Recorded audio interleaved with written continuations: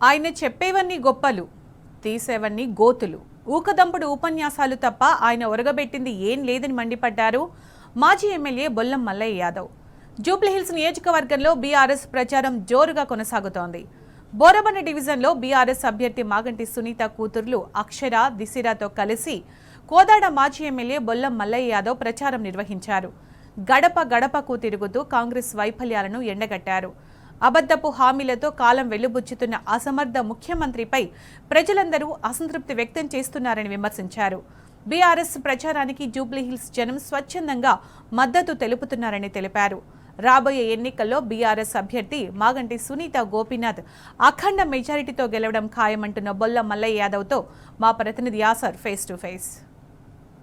నేపథ్యంలో బీఆర్ఎస్ ప్రచారం ముమ్మరంగా సాగుతుంది. బీఆర్ఎస్ అభ్యర్థి మాగంటి సునీతకు మద్దతుగా బీఆర్ఎస్ శ్రేణులు పెద్ద ఎత్తున ఇంటింటికి వెళ్లి ప్రచారం నిర్వహిస్తున్నారు. ప్రస్తుతం బోరబండ డివిజన్లో కోదాడ మాజీ ఎమ్మెల్యే బొల్లం మల్లయ్య యాదవ్ ఇంటింటి ప్రచారం నిర్వహిస్తున్నారు. ప్రస్తుతం మనతో వారు ఉన్నారు. సార్ చెప్పండి, మీరు ఇంటింటికి తిరుగుతూ ప్రచారం నిర్వహిస్తున్నారు. ప్రజలు కాంగ్రెస్ వైఫల్యాలను ఎలా వివరిస్తున్నారు?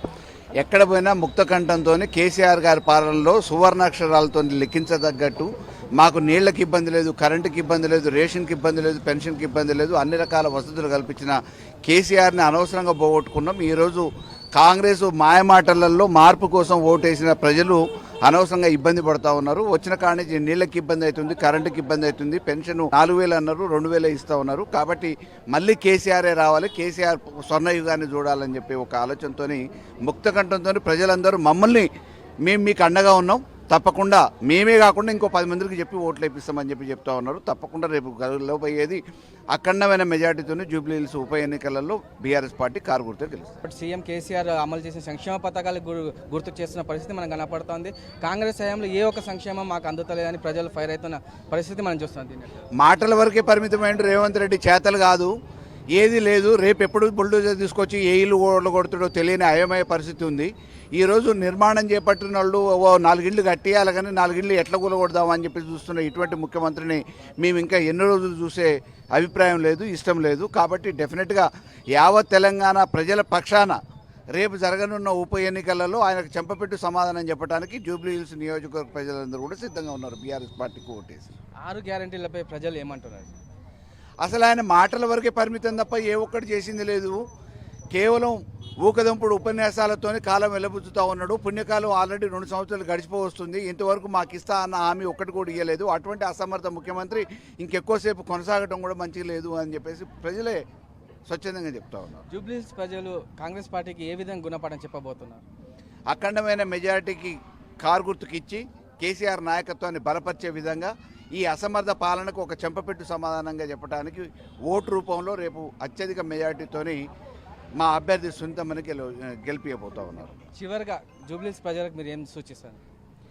ఈరోజు చైతన్యవంతంతో ఆలోచించాలి ప్రజలందరూ కూడా.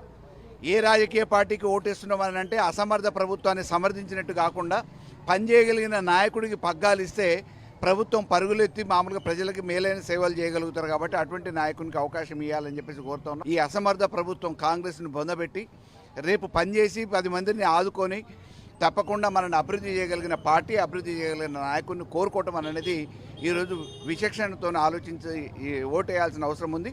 అదే క్రమంలో జూబ్లీహిల్స్లో ఉన్న నియోజకవర్గ ప్రజలందరినీ కూడా చైతన్యం చేస్తూ ఉన్నాం. మొత్తానికి చూసుకున్నట్లయితే జూబ్లీహిల్స్ నియోజకవర్గం మరోసారి ఎగిరేది బీఆర్ఎస్ జెండే అని మాజీ ఎమ్మెల్యే బొల్లం మల్లయ్య యాదవ్ అంటున్నారు.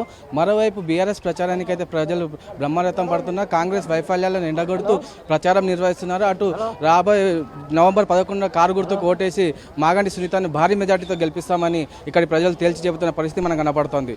వీడియో జర్నలిస్ట్ చందుతో యాసర్, టీ న్యూస్, హైదరాబాద్.